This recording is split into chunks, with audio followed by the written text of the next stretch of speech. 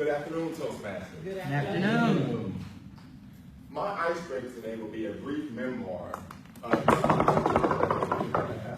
It is titled Hello and Goodbye. Who is Bakari Lumumba? The Power of a Personal Story. Why do I say hello?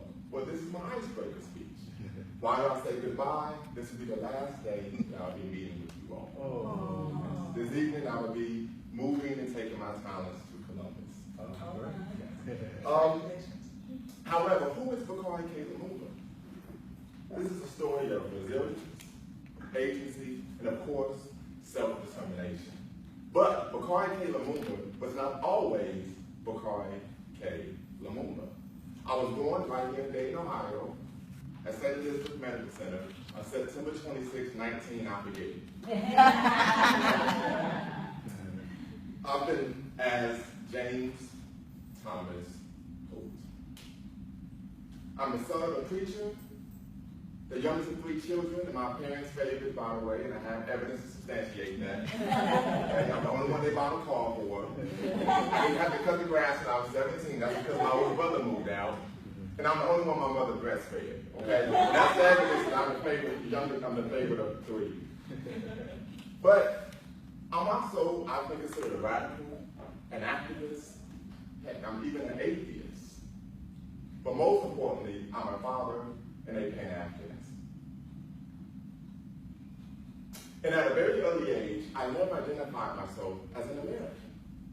I identified myself as a member of Africa's displaced progeny, a member of the African diaspora. And there were similar moments throughout my childhood that made that very clear to my family and my friends. For example, when I was 5 years old, I came across my parents' seldom read Epic Pictorial History of Black America books, where I learned about the greatness of the Egyptian pyramids, but also about the pyramids of Nubia, which are located in present-day northern Sudan. I learned about the great West African empires, Songhai, Ghana, and Mali. And I learned about the life of the wealthiest man that ever lived, Mansa Musa. But I also learned about Marcus Garvey and the horrors of the transatlantic slave trade in the Middle Passage, and what would later become to be known as the Ma'afa, the African Holocaust of colonialism, imperialism, racism, and slavery. Moving along, when I was in 4th grade, my teacher said I want the kids to give a presentation on someone they look up to. Most kids pick Martin Luther King, Rosa Parks, Michael Jordan, or some athlete. I chose Nat Turner. Prophet, a preacher, a man who led a slave revolt in 1831 in Southampton County, Virginia. The teacher called my parents. My parents didn't know who the man was. I said, I got a book on him upstairs in the library. When I was in 7th grade, I stood up in the middle of the English class and said, when are we going to read a book about some black people? The teacher calls my parents, and I have to write a written apology and read it in front of the class. At a very early age, I realized that I had a calling, not to ministry, but to my people.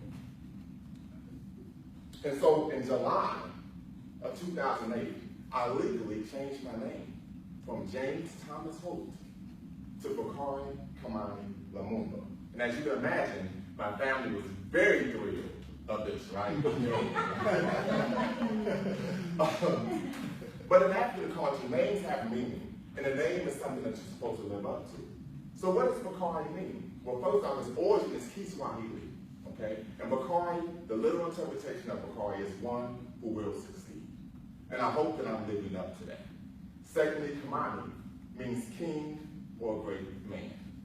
And I think I am that, okay? But last but not least, Lumumba. I took the surname Lumumba from Patrice Emery Lumumba, the first legally elected prime minister of the Democratic Republic of the Congo. Malcolm X stated when the world learned of his assassination in February 1961 that he was the greatest black man to ever walk the African continent. And so I took on his name to continue his legacy.